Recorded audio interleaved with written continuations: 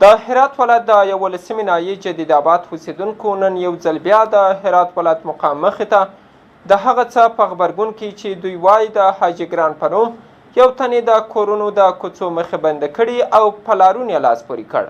دوی وایي چې دا د زه ناصر ارمل سوري یم. دا هم بشپړ خبرونه. د هرات ولایت د 11مې ناحیې د جدید آباد اوسېدونکو نن یو ځل بیا د هرات ولایت مقام مخې ته د هغه څه په غبرګون کې چې دوی وایي د حاجي ګران په نوم یو تن یې د کورونو د کوڅو مخه بنده کړې په لاریون لاس پورې کړ.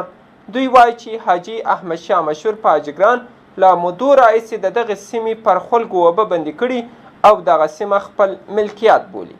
نور حال په راپور کې واورئ. د 11مې ناحیې د جدید آباد سیمې اوسیدونکي دغلته د هرات ولایت مقام مخې ته د خپل حق غوښتلو لپاره راټول سوي دي.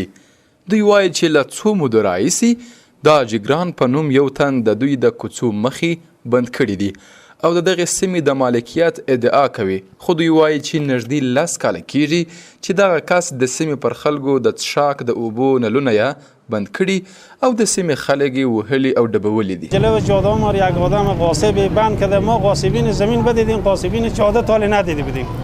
به نام حاجی گران همینجا تا جدید آباد 27 سال میشه. می سرک موتیار بود، حال سرک ما را خراب کرده و اورم نمیگذاره، بار نمیگذاره. میریم اونجا خود بیل و کلنگ و نفرام و درو دیوال انداخت پیار کرده بود اونجا.